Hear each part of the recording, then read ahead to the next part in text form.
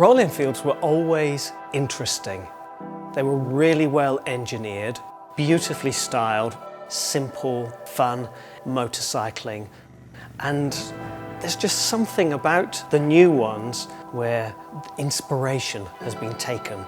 More than anything though, they're just wonderful motorcycles to ride.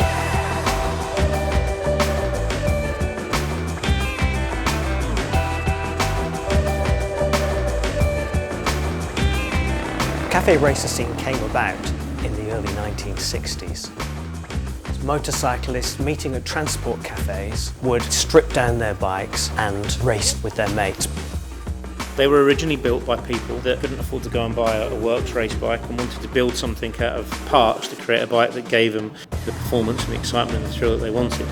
Then production cafe racers came along with the Royal Enfield Continental GT. The original Continental GT250 was the bike that people back in the 60s, especially youngsters, really hankered after. It was the #1 youngsters motorcycle of its day.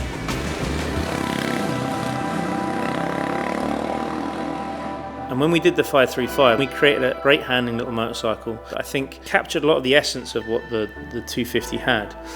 Royal Enfield wanted to make sure that the GT535 was authentic to the history of machines they'd made in the past. It had the look and the riding position and the feel of a single-cylinder air-cooled engine, but it was always envisioned that it was a motorcycle that people could customise, could make their own. And that's still very much the case with the 650 Twin GT. We looked at GT and what made that cool, bit about those products that people really loved. Something that was instantly fun. We didn't want to do something that was intimidating or overbearing. It wanted to be something that just naturally felt good to get on a ride.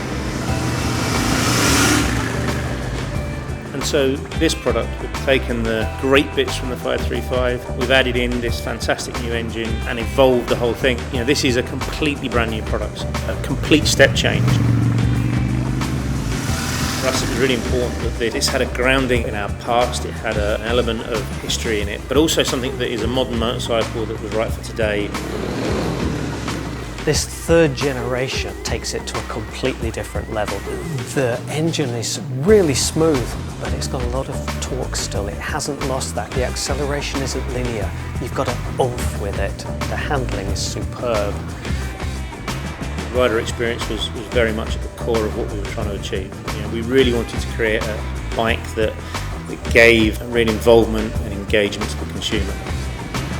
It changes direction beautifully, it's very agile, very nimble, feels very responsive to your inputs, and that makes it confidence inspiring for the less experienced rider, but also really rewarding for the more experienced rider. The basics are all there.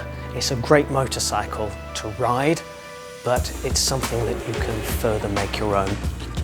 Trying to capture that simple joy that you get from being on a good bike on a great road, really enjoying the moment and living in the moment. That's what these bikes are all about.